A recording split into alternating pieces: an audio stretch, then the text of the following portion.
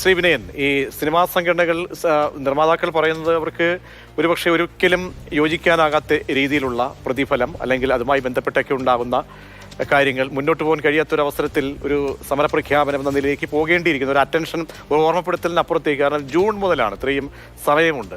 പക്ഷെ അതൊരു ഭിന്നതയിലേക്ക് ഇപ്പോൾ പോകുന്ന രീതിയിലാണ് സിനിമാ പോസ്റ്ററുകളും FB പോസ്റ്റുകളും ഒക്കെ തന്നെ വരുന്നത്. താങ്കൾ അറിഞ്ഞ കാര്യങ്ങളും താങ്കൾക്ക് വിലയിരുത്താനുള്ളത്? അല്ല, നിർമ്മാതാക്കളുടെ സംഘടനയിൽ ഞാനും 28 വർഷമായിട്ട് മെമ്പറാണ്. 99 ആകാശഗംഗ എന്നുള്ള പടം ചെയ്യുമ്പോൾ മുതൽ ഞാനും 6-7 പടം സ്വന്തമായിട്ട് പ്രൊഡ്യൂസ് ചെയ്തിട്ടുള്ള ആളാണ്. അതിനകത്ത് മെമ്പറാണ്. നിരവധി പ്രശ്നങ്ങൾ നിർമ്മാതാക്കൾക്കുണ്ട് ഇവിടെ. കാരണം ഈ പറയുന്ന വിനോദ നികുതി ഉൾപ്പെടെയുള്ള സർക്കാരിൽ നിന്ന് പല കാര്യങ്ങളും GSTയും വിനോദ നികുതിയും ഡബിൾ ടാക്സ് ആയിട്ടാണ് കൊടുക്കുന്നത്. അതൊക്കെ ഉണ്ട്, അത്തരം പ്രശ്നങ്ങളുണ്ട്. പിന്നെ സുരേഷ് കുമാർ കഴിഞ്ഞ മീറ്റിംഗിൽ എന്തൊക്കെയാ പറയുന്നത് പല പല കാര്യങ്ങളും ഉണ്ടല്ലെന്നല്ല. പക്ഷെ ഒരു സമരമൊക്കെ പ്രഖ്യാപിക്കുമ്പോൾ, ഒരു ഇൻഡസ്ട്രി മൊത്തം നിർത്തിവെച്ചൊരു സമരമൊക്കെ പ്രഖ്യാപിക്കുമ്പോൾ ഒരു ജനറൽ ബോഡി, ആ സംഘടനയുടെ ഒരു ജനറൽ ബോഡി, പ്രൊഡ്യൂസേഴ്സ് അസോസിയേഷന്റെ ഒരു ജനറൽ ബോഡി വിളിച്ചു കൂട്ടിയിട്ട് വേണമായിരുന്നു എന്ന് തന്നെയാണ് എന്റെ അഭിപ്രായം. അത് അദ്ദേഹത്തിന് അത് വൈസ് പ്രസിഡന്റ് എന്നുള്ള നിലയിൽ അദ്ദേഹം പ്രഖ്യാപിച്ചു. ചിലപ്പോൾ അതിന്റെ പ്രസിഡന്റ് പറഞ്ഞിട്ടുണ്ടായിരിക്കാം, എനിക്കറിയില്ല അതിന്റെ കാര്യങ്ങളൊന്നും. ഞാൻ ആ സംഘടനയിലൊന്നും ഇപ്പോ മെമ്പറെന്ന് മാത്രമേ ഉള്ളൂ, ഞാൻ അതിന്റെ ഭാരവാഹിയൊന്നും അല്ലല്ലോ. പക്ഷെ ഒരു സമരം പ്രഖ്യാപിക്കുമ്പോൾ തീർച്ചയായിട്ടും ഒരു ജനറൽ ബോഡി വിളിച്ചുകൂട്ടി എല്ലാവരുടെ അഭിപ്രായം മേടിച്ചുകൊണ്ടും പല ചിത്രങ്ങളും നടക്കുന്നുണ്ട്. പല ചിത്രങ്ങൾക്കും വലിയ ഇൻവെസ്റ്റ്മെന്റ് ഉണ്ട്. അങ്ങനെയൊക്കെയുള്ള കാര്യങ്ങളുണ്ടല്ലോ. അപ്പൊ അതൊക്കെ പറഞ്ഞിട്ട് വേണമായിരുന്നു ഇങ്ങനൊരു ഒരു സമര പ്രഖ്യാപനം എന്ന് തന്നെയാണ് എന്റെ അഭിപ്രായം.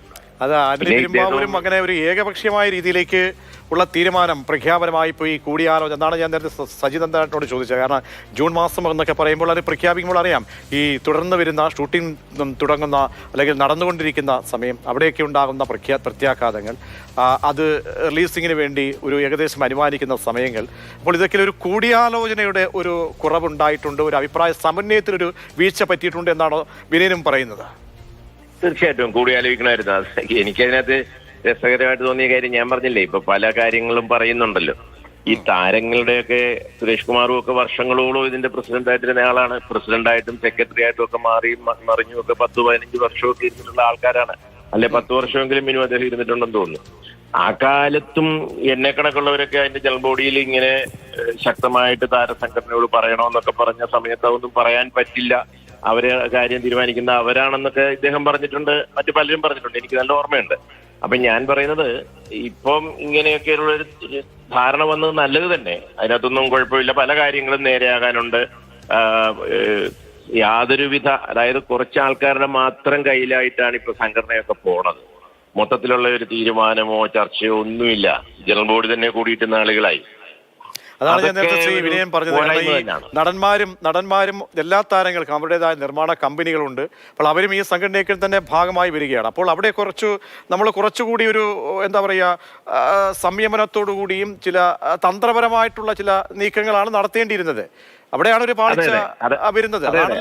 അതൊരു ആവേശം വന്നു പോയതാണ്. കാരണം ഈ നമ്മുടെ നാട്ടിൽ എല്ലാവർക്കും അവരുടേതായ അവകാശം ഉണ്ടല്ലോ, സ്വാതന്ത്ര്യമുള്ളതല്ലേ. ഇപ്പൊ അവര് സിനിമ നിർമ്മിക്കുന്നെങ്കിൽ അവരുടെ സിനിമ കളിക്കില്ലെന്നൊക്കെ അദ്ദേഹം പറഞ്ഞത് എനിക്ക് തോന്നുന്നു ഇച്ചിരി ആവേശം കൂടി പോയതാണെന്ന് തോന്നുന്നു. അങ്ങനെയൊന്നും നമുക്ക് പറയാൻ പറ്റത്തില്ല. ഇവിടെ സിനിമ നിർമ്മിക്കാൻ ആർക്കും അധികാരമുണ്ട്. സുരേഷ് കുമാർ ഇപ്പൊ നടനാണ്, അദ്ദേഹം അഭിനയിക്കുന്നുണ്ട്.